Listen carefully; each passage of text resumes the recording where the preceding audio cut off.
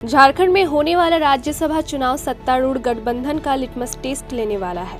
2 राज्यसभा सीटों के लिए होने वाले चुनाव को लेकर सरगर्मी बढ़ गई है। गठबंधन के पास पर्याप्त संख्या बल है, लेकिन तालमेल महत्वपूर्ण होगा।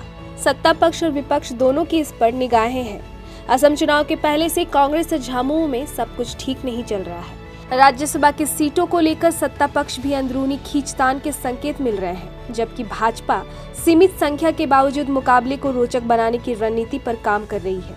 बता दें कि राज्य से राज्यसभा की 2 सीटें खाली होने जा रही हैं, जिन पर सत्तारूढ़ गठबंधन और विपक्ष दोनों की नजरें टिकी हुई है। सत्तारूढ़ गठबंधन में शामिल झारखंड मुक्ति मोर्चा यानी झामुमो दोनों सीटों पर अपनी दावेदारी मजबूत मान रहा है। पार्टी का मानना है कि राज्य की राजनीति में उसकी प्रमुख भूमिका के मद्देनजर उसे अधिक प्रतिनिधित्व मिलना चाहिए।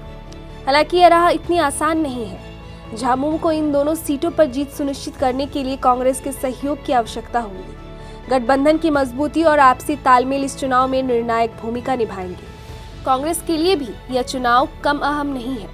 असम विधानसभा चुनाव में तालमेल की कमी के कारण पार्टी पहले से ही असहज स्थिति में है। ऐसे में झारखंड में राज्यसभा सीट पर अपनी दावेदारी छोड़ना उसके लिए राजनीतिक रूप से नुकसानदायक साबित हो सकता है। पार्टी के भीतर यह संदेश देने की कोशिश होगी कि वह गठबंधन में बराबरी की हिस्सेदार है और अपने राजनीतिक हितों से समझौता नहीं करेगी। उधर मुख्य विपक्षी दल भाजपा भी इस चुनाव को हल्के में लेने के मूड में नहीं दिख रही है। भले ही पार्टी के पास अपने दम पर जीत के लिए पर्याप्त संख्या नहीं है, लेकिन सहयोगी दलों आजसू पार्टी, जदयू और लोजपा के साथ मिलकर अपने पास 24 वोट है। ऐसे में यदि भाजपा 4 अतिरिक्त वोटों का इंतजाम कर लेती है तो वह अपने प्रत्याशी को जीत दिलाने की स्थिति में आ सकती है। यही कारण है कि भाजपा संभावित क्रॉस वोटिंग और रणनीतिक समर्थन की संभावनाओं पर नजर बनाए हुए है।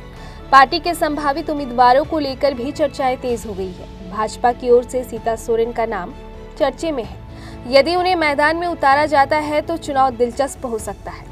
आंकड़ों के लिहाज से देखें तो राज्यसभा चुनाव में जीत के लिए उम्मीदवार को निर्धारित 28 वोटों की आवश्यकता होगी। सत्तारूढ़ गठबंधन के घटक दलों झामुमो, कांग्रेस, राजद, भाकपा माले को मिलकर 56 विधायकों का आंकड़ा है।